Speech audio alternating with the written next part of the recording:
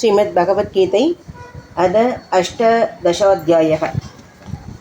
मोक्षसंन्यासयोगः। अर्जुन उवाच संन्यासस्य महाभागो तत्त्वमिच्छामि वेदितुं त्यागस्य च कृषिकेश बृहत्केचिन्निषूदन। श्रीभगवानुवाच काम्यानां कर्मणां न्यासं संन्यासं कवयो विदुः सर्वकर्मफलत्यागं प्रागुस्त्यागं विचक्षणाः त्याज्यं दोषवदित्येके कर्म प्रागुर्मनीषिणः यज्ञदानतपः कर्म न त्याजमिति चापरे निश्चयं शृणु मे तत्र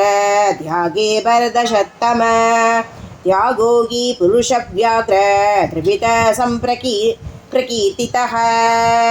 यज्ञदानतपः कर्म न त्याज्यं कार्यमेव तत्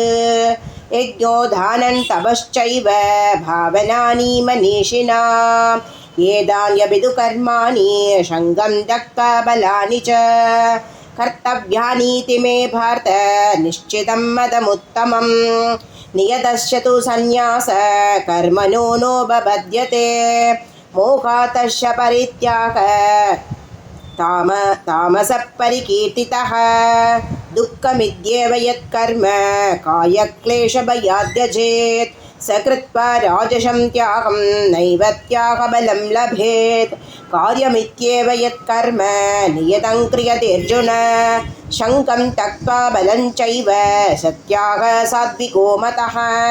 न द्वेष्ट्यकुशलं कर्म कुशलेनानुषज्यते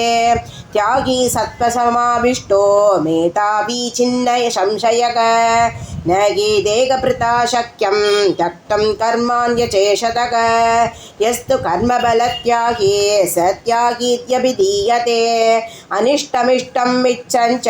त्रिविधं कर्म न फलं भवत्यत्यागिनां प्रीत्य न तु संन्यासिनां क्वचित् पञ्चैतानि महाबाहो कारणानि निबोध मे शाङ्गे कृतान्ते प्रोक्तानि सिद्धये सर्वकर्मणाम् अधिष्ठानं तथा कर्ता करणं च पृथक्वितं विविधा च पृथक् चेष्टा दैवं चैवात्र पञ्चमं शरीरवाङ्मनोभिः यत्कर्म भ्रारपते नरक न्याय्यं वा विपरीतं वा पञ्चैते तस्य हेतवः तत्रैवं सति कर्तारमात्मानं केवलं तु यः पश्यत्यकृतबुद्धित्वा न स पश्यति दुर्मतिः यस्य नाहङ्कृतो भावो बुद्धिः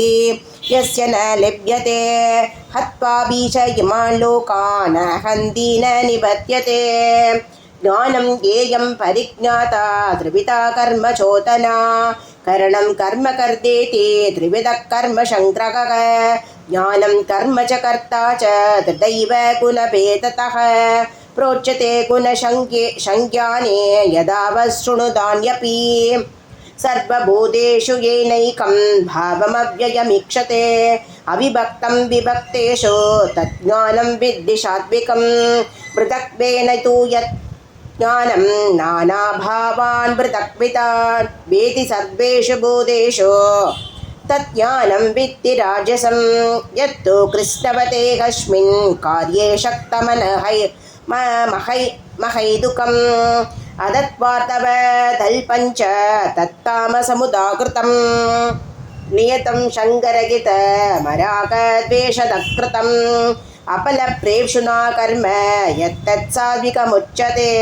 यत्तु कामेप्सुना कर्म साहङ्कारेण वा पुनः